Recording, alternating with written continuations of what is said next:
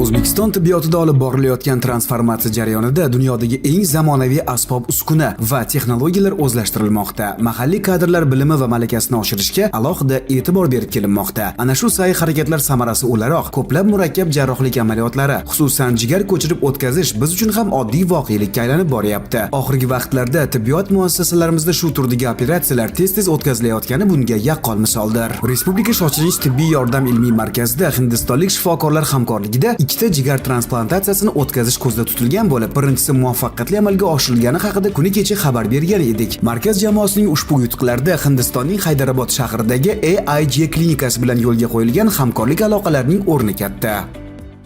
2023-yilning oxirida bizda mana shu jigar transplantatsiya dasturi boshlangan va ilk operatsiya amalga oshirilgan. Bugun va erta ikkita juftlik bemor tayinlangan. Shu uchun Hindistondan yana tajribali yetakchi xirurg, anesteziolog va texniklardan iborat jamoa bizga kelgan va qo'shma jamoa bo'lib o'zbekistonlik va hindistonlik mutaxassislar birgalikda shu ikkita juda murakkab operatsiyani amalga oshirishi rejalashtirilgan. Ayni damda operatsiya boshlandi. Hozir birinchi navbatda donordan ana shu jigar bo'lagini olish jarayoni amalga oshiriladi.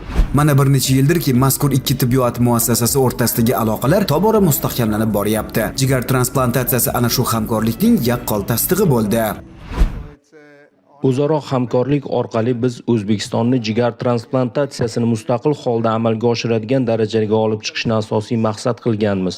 Bundan ilgari yurtingizda bitta shu turdagi amaliyotni o'tkazganmiz. Hozirda bemor butunlay sog'ayib ketgan. Bu safar esa ikkita transplantatsiyani reja qilganmiz. Ularni ham yaxshi o'tkazishimizga ishonamiz. Bundan keyin har 2 oyda O'zbekistonda 2-3 ta transplantatsiya o'tkazishni o'zimizga vazifa sifatida belgilab oldik. Bu o'zaro hamkorlik to'g'risidagi dasturga ham mos keladi.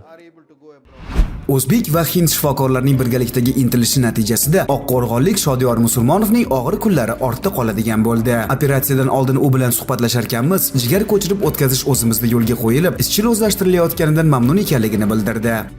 Shu yerga keldik, muolajalarni olib, mana shifokorlarimizga rahmat, shunchalik tayyorladi mana shu operatsiyaga. Mana operatsiyaga tayyor bo'ldim. Oldingiday og'riqlar yo'q. Hamma tekshiruvlardan o'tdik.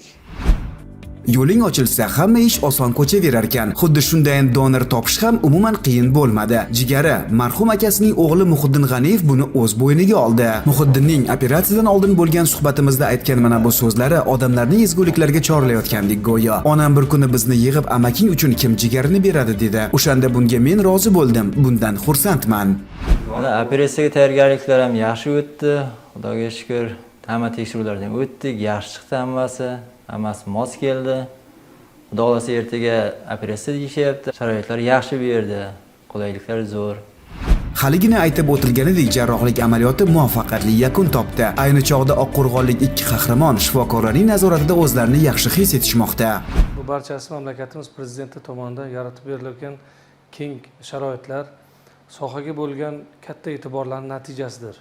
Davlatimiz rahbari tashabbuslari bilan zamonaviy yangi asbob-uskunalar olib berilmoqda va shifokorlarimizning rivojlangan mamlakatlardagi tibbiyot maskanlarida tajribalarni almashib va malakasini oshirishga imkoniyat tug'ilyapti. Bu o'z yo'lida murakkab va yo'nab operatsiyalarni mamlakatimizga bajarishga imkon yaratmoqda. Mazkur lavhani yakunlayotgan paytimizda Respublika shoshilinch tibbiy yordam ilmiy markazidan reja qilingan ikkinchi jigar ko'chirib o'tkazish amaliyoti ham muvaffaqiyatli bajarilgani haqida xushxabar keldi. Yana bir bemor dardiga malham topilganidan quvondik. Ich-ichimizda qo'li yengil shifokorlarga minnatdorlik izhor etdik.